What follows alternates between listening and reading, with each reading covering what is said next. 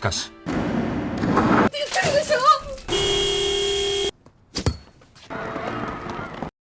Welcome dear rockers. आज हम एक डिफरेंट टाइप की मूवी देखेंगे जिसका नाम है इकिगामी। कहानी है जापान की, जहां सिटीजन पर नए तरह का और घातक अत्याचार हो रहा है। कई सालों से वहां एक कानून चला आ रहा है जिसका नाम है नेशनल प्रॉस्पेरिटी लॉ, और इस रूल के अनुसार सालाना हर 1000 सिटीजन में से एक सिटीजन का मरना जरूरी है। किन सिटीजन को मारना होगा ये एक लॉटरी सिस्टम डिसाइड करता है, और मरने से ठीक पहले एक दिन उनको नोटिस मिलता है कि बहन या भाई कल आप मर जाओगे। सरकार के अनुसार इस रूल से लोग लाइफ की वैल्यू को समझेंगे, और इस डर से कि वे कभी भी मर सकते हैं देश के लोग कम टाइम में ज्यादा मेहनत करेंगे, और इतना ही नहीं, मरने के डर से हर पल खुश रहने की कोशिश करेंगे। लेकिन लॉटरी में सिलेक्ट हुए अनलकी विनर्स को कैसे मारा जाएगा, इसकी भी पूरी प्लानिंग सरकार ने की होती है। हर बच्चे को 10 साल की उम्र में एक केमिकल इंजेक्शन दिया जाता है जिससे उसकी बॉडी में एक स्पेशल चिप एम्बेडेड हो जाती है, और अगर मौत की लॉटरी में उसका नंबर आ गया तो ये चिप फट जाएगी और वे मर जाएंगे। सरकार का दावा है कि ये एक फास्ट, इफिशिएंट और पेनलेस डेथ है।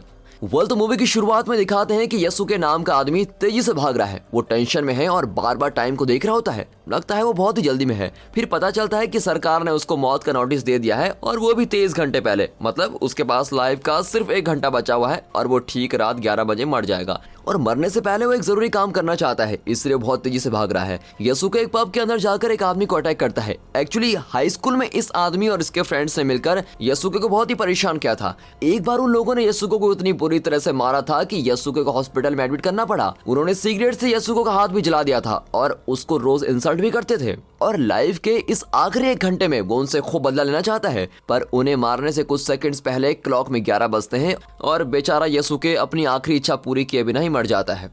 अब अगले सीन में 2 नोटिफाइड्स को दिखाते हैं। नोटिफाइड्स का काम है कि मौत की लॉटरी में सिलेक्ट हुए लोगों को 24 घंटे से पहले नोटिस देना। सरकार इन नोटिफाइड्स को कई साल स्पेशल ट्रेनिंग देती है, और ट्रेनिंग पास करने के बाद ही उनको काम दिया जाता है। अब सरकार जानती है कि मौत की खबर देना इतना आसान काम नहीं है। इंस्ट्रक्टर नोटिफायर को चिप प्लेसमेंट की प्रोसेस एक्सप्लेन करता है, और ये भी बताता है कि इस रूल की वजह से जापान एक बेहतरीन देश बन गया है।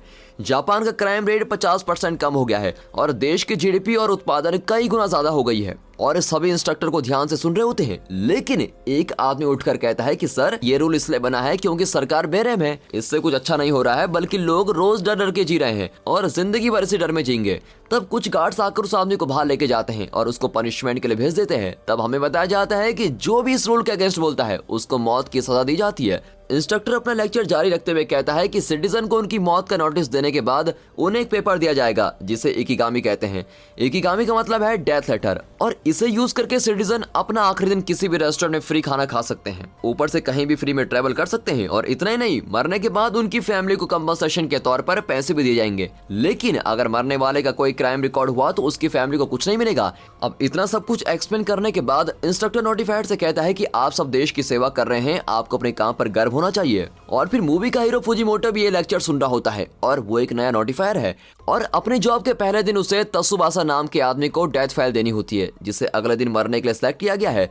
अब तसुबासा एक टैलेंटेड स्ट्रीट म्यूजिशियन है जो हाल ही में अपने काम के लिए जाना जा रहा है। वो एक उज्जवल भविष्य के सपने देख रहा होता है, लेकिन दुख की बात तो यह है कि स्ट्रीट म्यूजिशियन ज्यादातर बड़े लेवल पर परफॉर्म नहीं कर पाते। उसकी लाइफ में सिर्फ 2 इंसान है जो उसकी केयर करते हैं, एक उसकी माँ और दूसरा उसका फ्रेंड मोरियो। तसुबासा और मोरियो बचपन से ही बहुत अच्छे दोस्त हैं और साथ मिलकर स्ट्रीट म्यूजिक प्रोग्राम करते हैं। तसुबासा की माँ बूढ़ी है और तसुबासा उसका एक ही सहारा है। और जब फुजिमोटो तसुबासा के घर पहुंचता है तो उसकी माँ बताती है कि वो काम पर गया है, लेकिन तुम कौन हो बेटा?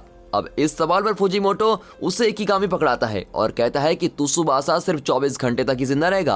अब तसुबासा की माँ ये खबर सुन नहीं पाती और टूट कर रोने लगती है, और इसी मनुष्य घड़ी का डर उसको रोज खाए जा रहा था। अब वो फुजिमोटो के मुंह पर पानी फेंक कर कहती है कि तुम निकल जाओ यहाँ से। जब तसुबासा घर आता है तो उसकी माँ उसको इकिगामी देती है। अब वो मायूस होकर अपने बेड पर बैठ जाता है और इस छोटी सी लाइफ के हैप्पी मोमेंट्स को याद करने लग जाता है। सबसे पहले उसे अपने बेस्ट फ्रेंड मोरियो को चेहरा दिखता है। उसने कुछ ही घंटों पहले मोरियो का विश्वास तोड़ा था।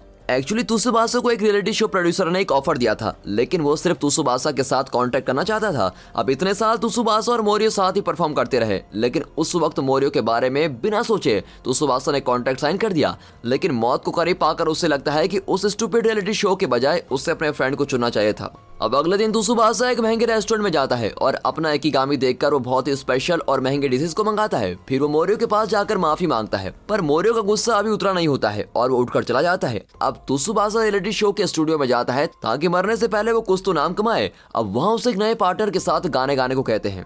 इसी बीच मोरे त्सुबासा की माँ से मिलता है जो उसको इकिगामी के बारे में बताती है और अब उसको बुरा लगता है कि उसने बुरे वक्त में त्सुबासा से मुंह मोड़ लिया। फिर वो तुरंत टीवी ऑन करके त्सुबासा का शो देखने लगता है। अब शो का डायरेक्टर त्सुबासा को नए पार्टनर के साथ गाने को कहता है, लेकिन त्सुबासा उसको अनसुनी करके सोलो गाने लगता है और इससे अपना आखिरी परफॉर्मेंस जानकर त्सुबासा अपने सारे इमोशन को गाने में एक्सप्रेस करता है और लोग उसके म्यूजिक को फील भी करने लगते हैं। और अपने इस आखिरी गाने में त्सुबासा अपना पास्ट, प्रेजेंट और फ्यूचर सब कुछ समा देता है। अब ठीक गाने के अंत में वो बेचारा मर भी जाता है। अब उसकी माँ रोने लगती है और मोरियो भी अपने इमोशन को रोक नहीं पाता। शो देखकर फुजीमोटो की आंखें भी बाहर आ जाती हैं। अब ये गाना इंटरनेट पर खूब वायरल हो जाता है और लोग इसको देखकर बड़े शौक हो जाते हैं। काजुको नाम के एक पॉलिटिशियन त्सुबासा की मौत का फायदा उठाना चाहती है और इस बात को अपने इलेक्शन स्पीच में यूज करती है। अब तक की कहानी में मुझे इस पॉलिटिशियन की बात रियल और जानी पहचानी लगी। आपका क्या ख्याल है दोस्तों, कमेंट सेक्शन में जरूर बताइएगा। फुजीमोटो को उसका अगला फाइल दिया जाता है। अब उसे नाओकी नाम के आदमी को मौत की खबर देनी होगी। वो नाओकी के घर जाता है लेकिन कोई दरवाजा नहीं खुलता। कुछ देर बाद वो वापस जाने वाला होता है कि अचानक उसकी नजर खिड़की पर पड़ती है। नाओकी खुदकुशी करने वाला होता है। फुजीमोटो तुरंत दरवाजा तोड़कर ऐन वक्त पर नाओकी को बचा लेता है, लेकिन नाओकी इस बात से खुश नहीं होता और फुजीमोटो को मारने लग जाता है। तभी वहाँ अचानक पॉलिटिशियन काजुको आती है। ये और कोई नहीं, नाओकी की माँ है। तब फुजीमोटो उसको इकिगामी देता है। ये जानकर कि उसका बेटा कल मरने वाला है, वो बहुत ही रोती है और नाओकी को गले लगा लेती है। लेकिन दुख भरी इस घड़ी में भी उसके अंदर के पॉलिटिशियन छुपा नहीं रहता और कहती है कि तुम इस नेशनल प्रॉपर्टी लॉ के लिए अपनी लाइफ सैक्रिफाइस करने वाले हो। मेरे अगले इलेक्शन स्पीच का सेलिंग पॉइंट यही होगा। और नाओकी ये बात हमेशा से जानता था कि उसकी माँ बहुत ही सेल्फिश है, लेकिन इस वक्त उसका ये डायलॉग सुनकर वो बिल्कुल शॉक हो जाता है और गुस्से में सबको मारकर भगाता है। फुजीमोटो अपने ऑफिस लौट जाता है और इस घटना के बारे में अपने बॉस को बताता है। अब उसे सतोशी नाम के एक आदमी की फाइल दी जाती है। उसकी एक नेत्रहीन बहन है जिसका नाम सकुरा है। अब कुछ साल पहले उसके पेरेंट्स एक कार क्रैश में मर गए थे। इसी एक्सीडेंट में सकुरा देखने की शक्ति भी खो बैठी। अब पेरेंट्स के मरने के बाद दोनों न सिर्फ अकेले पड़ गए बल्कि उनको हमेशा पैसों की तंगी भी रहती थी। ऊपर से दोनों को अलग अलग रहना पड़ा क्योंकि तब सकुरा नाबालिग थी। उस दिन सतोशी साकुरा से मिलने जाता है और कहता है कि अब तुम मेरे साथ रह सकती हो, मुझे एक बड़ी कंपनी में अच्छी नौकरी भी मिल गई है। लेकिन साकुरा हाँ नहीं कहती क्योंकि वो जानती थी कि सतोशी गलत कामों से पैसे कमा रहा था। पर सतोशी उसे यकीन दिलाता है कि उसने बुरे धंधे छोड़ दिए हैं और अब वो अच्छा काम कर रहा है। अब साकुरा अपने भाई की बात मान लेती है। अब सतोशी एक गैंगस्टर के पास जाता है जो उसका बॉस है और ये बात उसने साकुरा से झूठ बोली थी ताकि वो उसके साथ आ जाए। अब वहाँ काजुको अपने बेटे की मौत के बारे में बता रही होती है। उसे लगता है कि लोगों को उससे हमदर्दी होगी और अगले इलेक्शन में सब उसको वोट देंगे। अब उसकी स्पीच को सुनकर नाओकी को बहुत गुस्सा आता है। बेचारे के लिए एक तरफ मौत का डर और दूसरी ओर सेल्फिश पॉलिटिशियन माँ। और इन सभी बातों को सोचकर नाओकी एक साइको बन जाता है और कमरे के बाहर उसके डैड उससे विनती करते हैं कि तुम्हारा आखिरी दिन तुम प्लीज मेरे साथ गुजारो। फिर कुछ देर उसके डैड अंदर जाकर देखते हैं तो नाओकी खिड़की से बाहर जा चुका होता है और अब नाओकी खून का प्यासा हो गया है और अपने पहले टारगेट की तलाश कर रहा है। तब उसे एक पॉलिटिशियन दिखता है। नाओकी उसको मार मार कर उसकी जान ले लेता है और उसकी गन लेकर भाग भी जाता है। फिर वो राह चलते लोगों को अंधाधुंध शूट करने लगता है। फुजीमोटो को वार्निंग दी जाती है कि वो सार तक रहे क्योंकि नाओकी उसको भी मार सकता है। अब अगली सुबह सतोशी अपने और अपनी बहन के रहने के लिए एक घर खरीदता है। वो एक नई जिंदगी शुरू करना चाहता है और अपनी बहन को एक अच्छे कॉलेज भेजना चाहता है। तब फुजीमोटो घर का दरवाजा नॉक करता है, ये बताने के लिए कि वो सिर्फ 24 घंटे जिंदा रहेगा और जब कोई नहीं आता तो वो अपना नंबर छोड़ देता है। और जब सतोशी घर लौटता है तो वो उस नंबर पर कॉल करता है और तब उसे कड़वे सच का पता चलता है और बेचारा फ्रस्ट्रेशन में आना तोड़ देता है। एक नई और अच्छी जिंदगी के उसके सपने चूर चूर हो जाते हैं।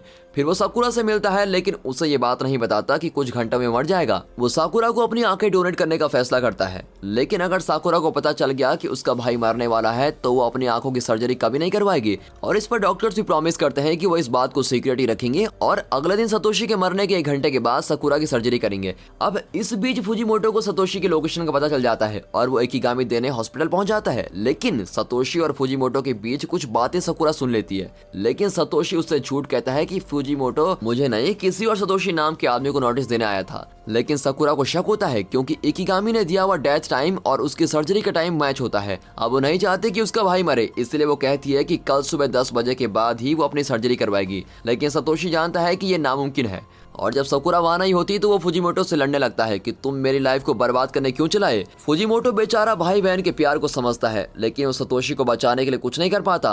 अब ऑफिस लौटते वक्त फुजीमोटो नाकोई को रेलवे स्टेशन में देखता है। नाकोई अपना हाथ छुपाता है और लगता है उसके पास गन भी है। अब इससे पहले कि नाकोई और लोगों को मार डाले, फुजीमोटो उसको रोकना चाहता है और उसको फॉलो करता है। अब वो एक इलेक्शन कैंपेन में पहुंचता है जहाँ काजुको अपनी लास्ट इलेक्शन स्पीच दे रही होती है। अब वो भीड़ के बीच अपने बेटे नाकोई को देखती है और बहुत ही खुश हो जाती है कि ना कोई कैंपेन में उसको सपोर्ट करने आया है। अब अपनी सेल्फिशनेस में वो लोगों से कहती है कि वो ना कोई को रास्ता दे दें, लेकिन उसे नहीं पता कि वो कितनी बेवकूफ़ी कर रही है। लोगों के हट जाने से ना कोई को एकदम परफेक्ट शॉट मिलता है और फुजिमोटो उसको रोकने की कोशिश करता है, लेकिन लोग उसको अलाउ नहीं करते और तभी अचानक ना कोई अपनी मां पर फायर करता है, पर बुलेट उसको मिस कर जाती है। अब वहां खलबली मच जाती है। ना कोई को शूट करने का दूसरा मौका मिलता है, लेकिन तब उसे एक बात याद आती है। जब वो 10 साल का था तो उसकी मां ने उसे चिप वाला केमिकल इंजेक्शन लेने से रोका था और तब वो इस रूल के खिलाफ आवाज उठाती थी। लेकिन पॉलिटिशियन बनने के बाद उसका एटीट्यूड बिल्कुल अलग हो गया और वो इस बेरहम लॉ को सपोर्ट करने लगी।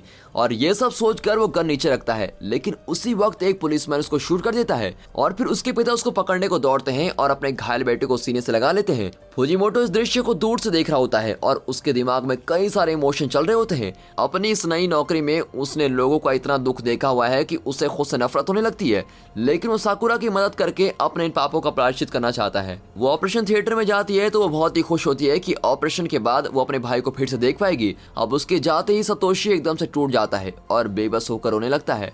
उसको देखकर बाकी लोग भी दुखी होते हैं। अब अगले सीन में फुजिमोटो के हायर ऑफिशियल उस पर इल्जाम लगाते हैं कि सतोशी की पर्सनल बातों में उसकी मदद करके तुमने अपने एम्प्लॉयमेंट कॉन्ट्रैक्ट के रूल्स तोड़े हैं और पनिशमेंट के तौर पर तुम्हारी 1 साल की सैलरी और बोनस तुमसे छीन लिया जाएगा और फिर उसे रीट्रेनिंग करने के लिए भेजा जाता है। बाद में जब फुजिमोटो अपने डायरेक्ट बॉस से कहता है कि ये नेशनल प्रॉस्पेरिटी लॉ नहीं, एक बकवास लॉ है, इससे पहले कि वो इससे ज्यादा बुरा कह दे उसका बॉस उसको रोक देता है क्योंकि इस कमरे को वॉच किया जा रहा होता है। बॉस कहता है कि मैं भी इस लॉ के बिल्कुल खिलाफ हूँ, लेकिन आवाज उठाने के लिए ये वक्त सही नहीं है। लोग ज्यादा दिन चुप नहीं रहेंगे, एक दिन वे इस लॉ का विरोध जरूर करेंगे और प्रोटेस्ट रैलीज निकालेंगे और तब सरकार को झुकना ही पड़ेगा और हजारों सिटीजन को बेवजह मारने के जुर्म में सरकार को सजा भुगतनी पड़ेगी। फिर आखिरी सीन में हम देखते हैं कि मोरियो पहले की तरह स्टेज परफॉर्मेंस दे रहा होता है और अपने फ्रेंड त्सुबासा की याद में गा रहा है। अब काजुको इलेक्शन हार चुकी होती है, लेकिन उसका पति उसे अब भी सपोर्ट करता है और दोनों फैसला करते हैं कि अगले इलेक्शन में काजुको का पति खड़ा होगा और इस प्रॉपर्टी लॉ को जड़ से निकाल फेंकेगा। अब साकुरा का ऑपरेशन सफल हो जाता है और वो फिर से देख सकती है। वो अपने भाई के सैक्रिफाइस को समझती है पर उसको बहुत ज्यादा मिस करती है और फिर वो उस नए घर में जाती है जो सतोशी ने उसके लिए खरीदा था। वहाँ सतोशी ने साकुरा के लिए गिफ्ट के तौर पर एक आईना रखा होता है और आईने के पीछे लिखा होता है कि साकुरा तुम दुनिया की सबसे प्यारी लड़की हो और साकुरा की आंखें भर आती हैं। और दोस्तों इसी के साथ ये बहुत ही सुंदर मूवी खत्म होती है। और अगर आपको ये मूवी पसंद आई हो तो वीडियो को लाइक और चैनल को सब्सक्राइब अभी कर दें, प्लीज अभी कर दें। और ऐसी बेहतरीन वीडियोस के लिए मिस्टर हिंदी रॉकर्स को सब्सक्राइब जरूर कीजिए। And finally thanks for watching.